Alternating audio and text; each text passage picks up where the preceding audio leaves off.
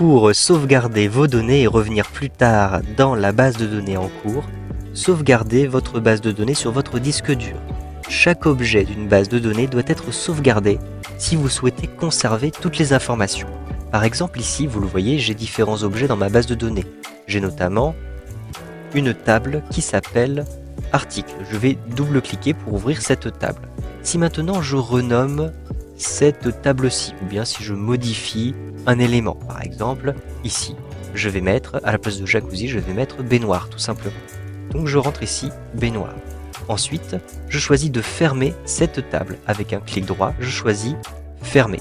J'ai donc sauvegardé et fermé cette table, tout simplement. Si maintenant je clique tout en haut à droite pour fermer ma base de données, il ne me propose rien, il ne me demande pas si je souhaite enregistrer. En effet, il a sauvegardé automatiquement au moment où j'ai sauvegardé, au moment où j'ai fermé ma table. En effet, si je double-clique ici sur commande et que je rouvre ici ma table article, je vais effectivement retrouver ici baignoire.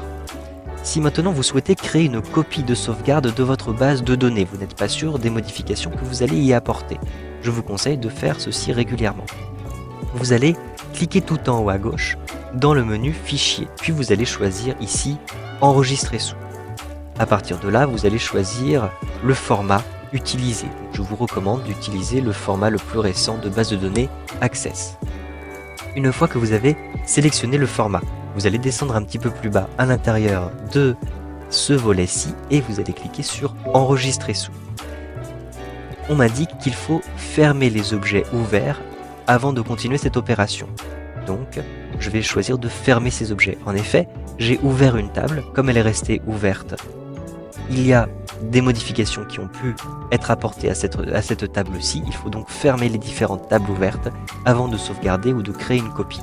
Donc je clique ici sur oui, l'élément sera fermé et je vais pouvoir choisir l'emplacement et le nom de ma nouvelle base de données.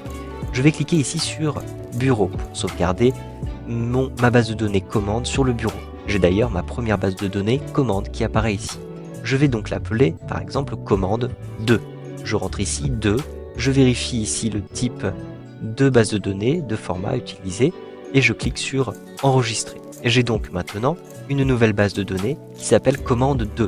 Je vais d'ailleurs ici activer le contenu et je vais par exemple renommer cette table avec un clic droit ici, puis renommer, je vais l'appeler article 2 tout simplement. Ensuite, j'enregistre simplement en cliquant sur enregistrer. Donc j'appuie sur la touche entrée pour valider le nom. Je peux modifier différents éléments. Par exemple ici, je vais restituer jacuzzi, comme ceci. J'appuie sur la touche entrée et je vais enregistrer toutes les modifications. Pour les enregistrer, je peux effectuer un clic droit ici, puis cliquer sur enregistrer. Je peux aussi utiliser ici l'outil rapide, enregistrer, et j'ai un raccourci clavier CTRL plus S. Donc j'ai ces différents choix, je vais simplement cliquer ici et immédiatement, vous le voyez, les différents éléments ont été sauvegardés. Je peux maintenant fermer cette table-ci. J'ai donc une table article 2 avec jacuzzi à l'intérieur de ma base de données commande 2. Je peux fermer cette base de données comme ceci. Si je retrouve maintenant ma première base de données, commande 1, je double-clique dessus et je vais retrouver article. Donc il ne s'agit pas de article 2 mais bien de article 1. Et si je double-clique dessus, j'ai encore, ici, vous le voyez, l'article baignoire. Je ferme maintenant cette base de données et je retrouve ma base de données numéro 2.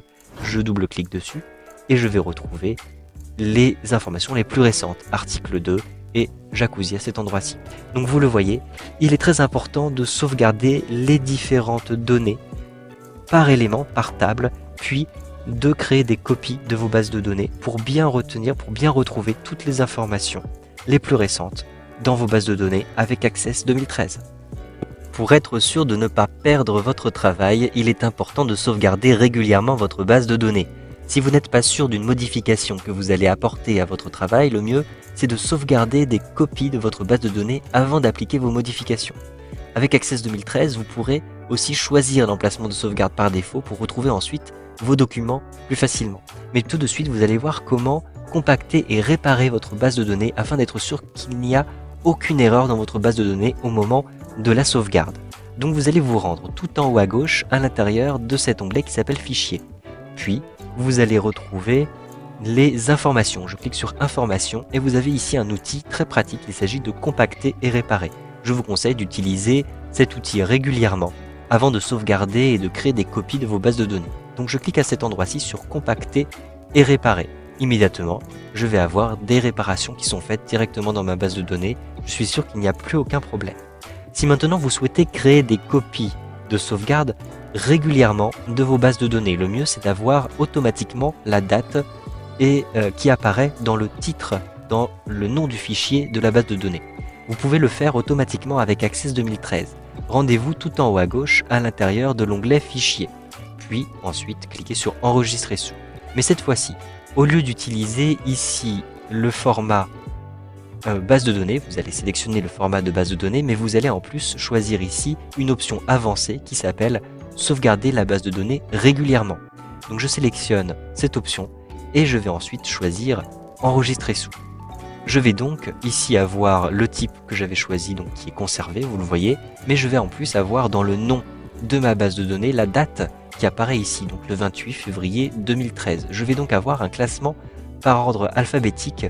Lorsque je vais sauvegarder régulièrement comme ceci, j'aurai d'abord classé par année, puis par mois, puis par jour. Donc je suis sûr d'avoir dans l'ordre toutes mes bases de données qui seront donc organisées par date. Je vais choisir l'emplacement. Donc je vais par exemple sauvegarder ceci sur le bureau. Je vais conserver ici le nom du fichier et je clique sur enregistrer. Si maintenant je ferme cette base de données, je clique en haut à droite sur la petite croix, je vais retrouver ici, vous le voyez, mes différentes bases de données. La base de données commande et ici la base de données commande du 28 février 2013. Je double-clique dessus pour l'ouvrir et je vais ainsi retrouver les différentes informations de cette base de données qui sont copiées. Je clique sur activer le contenu pour pouvoir modifier par la suite ma base de données. Vous avez des options supplémentaires pour choisir les emplacements par défaut de sauvegarde de vos bases de données. Il suffit de cliquer tout en haut à gauche dans l'onglet Fichier. Puis vous allez retrouver les options. À l'intérieur des options, je clique sur Options, vous avez une nouvelle fenêtre qui s'ouvre avec sur la gauche un certain nombre de rubriques qui vous sont proposées. Vérifiez bien que vous êtes dans la rubrique Générale. Vous avez ici des informations très intéressantes. Il s'agit du dossier de sauvegarde par défaut et ici du format par défaut. Donc je clique sur la petite liste pour retrouver les différents formats. Je vous conseille de toujours utiliser le format par défaut 2007-2013. C'est le format le plus récent. Donc je sélectionne ce format-ci. Si vous souhaitez utiliser un emplacement particulier pour sauvegarder votre base de données, vous allez choisir cet emplacement à cet endroit-ci. Je clique sur Parcourir et maintenant je choisis l'emplacement. Par exemple, sur le bureau, j'ai un dossier qui s'appelle Travail, je double-clique dessus, puis j'ai un dossier qui s'appelle Base de données, je double-clique dessus et je valide en cliquant sur OK. Maintenant, le dossier par défaut, c'est celui-ci. Je clique maintenant sur OK. C'est-à-dire que maintenant, lorsque j'effectue une sauvegarde supplémentaire, je clique en haut à gauche sur Fichier, puis Enregistrer sous. Je vais ensuite avoir la possibilité de sauvegarder ma base de données régulièrement. Je clique ensuite sur Enregistrer. Automatiquement, vous le voyez, je me retrouve au niveau du dossier Travail que j'ai sélectionné précédemment. Et je vais ensuite avoir la date qui est ajoutée à cet endroit-ci. Vous savez donc maintenant comment faciliter la sauvegarde régulière de vos bases de données avec Access 2013. Si votre base de données contient des données confidentielles, vous voudrez la protéger. Avec Access 2013, vous pouvez restreindre l'accès à votre base de données avec un mot de passe. Donc vous allez cliquer tout en haut à gauche dans le menu Fichier et vous allez ouvrir votre base de données. Je clique ici sur Ouvrir. Je vais retrouver ma base de données qui se trouve sur mon ordinateur. Donc je clique ici sur Ordinateur et Parcourir. Il est très important d'ouvrir votre base de données en mode exclusif si vous souhaitez la protéger. Donc je vais retrouver ma base de données qui se trouve sur le bureau, comme ceci. Je choisis ma base de données et au lieu de cliquer tout de suite sur Ouvrir, je vais cliquer sur la petite flèche qui se trouve juste à côté et je vais choisir Ouvrir en exclusif. J'ai donc maintenant ouvert ma base de données en mode exclusif. Je vais donc pouvoir la chiffrer. Pour la chiffrer avec un mot de passe, vous allez vous rendre tout en haut dans le menu Fichier encore et vous allez choisir Informations. À l'intérieur des informations, vous avez deux outils, compacter et réparer, et vous avez le deuxième qui nous intéresse ici, chiffrer avec un mot de passe. Donc un simple clic ici, et vous le voyez, vous pouvez donner le mot de passe que vous souhaitez. Donc je vous conseille d'utiliser un mot de passe le plus sécurisé possible, avec des chiffres, des lettres et même des signes de ponctuation. Donc ici, je vais simplement rentrer une première fois mon mot de passe. Vous allez ensuite confirmer votre mot de passe. La confirmation est importante parce que si vous avez fait une faute de frappe la première fois, eh bien la confirmation vous indiquera, va vérifier que vous n'avez pas fait de faute de frappe. Donc je fais cette confirmation et je clique sur OK. Ce message d'erreur peut apparaître si vous avez des lignes qui sont verrouillées dans votre base de données. Cela n'empêche pas du tout le chiffrement avec un mot de passe. Donc je clique simplement sur OK. Maintenant, ma base de données est protégée. Je vais donc la fermer en cliquant tout en haut à droite sur la petite croix comme ceci. Je vais maintenant à nouveau l'ouvrir. Donc je double-clique ici dessus à partir de mon bureau. Je vais donc avoir, vous le voyez, un mot de passe qui m'est proposé. Je vais rentrer le mot de passe comme ceci. Je peux d'ailleurs me tromper et rentrer complètement autre chose. Je clique sur OK. Et donc j'aurai, vous le voyez, un message qui m'indique que le mot de passe n'est pas valide. Je clique sur OK et je vais cette fois-ci rentrer le bon mot de passe. Ensuite, je clique sur OK pour ouvrir ma base de données et vous le voyez, lorsque vous avez le mot de passe, vous avez complètement accès à votre base de données. Si maintenant vous souhaitez ne plus avoir de mot de passe à l'ouverture de cette base de données, vous allez devoir à nouveau ouvrir votre base de données en mode exclusif. Parce que si vous faites tout de suite fichier, puis information, déchiffrer la base de données, vous aurez un message d'erreur. Il faut l'ouvrir en mode exclusif. Donc je clique sur OK et je clique sur fichier, puis sur ouvrir. Je retrouve ma base de données qui se trouve sur mon ordinateur sur le bureau. Je vais ensuite donc ouvrir ma base de données ici en utilisant le mode exclusif. Donc je clique sur la petite flèche puis ouvrir en exclusif. Je peux maintenant rentrer le mot de passe, j'appuie sur la touche entrée et je vais retirer le mot de passe. Je clique tout en haut à gauche sur fichier, je retrouve ensuite les informations et dans les informations, je vais ici déchiffrer la base de données. Un simple clic, on me demande le mot de passe. Pour bien sûr pouvoir retirer le mot de passe, il faut le connaître. Donc je rentre ici le mot de passe et je clique sur OK.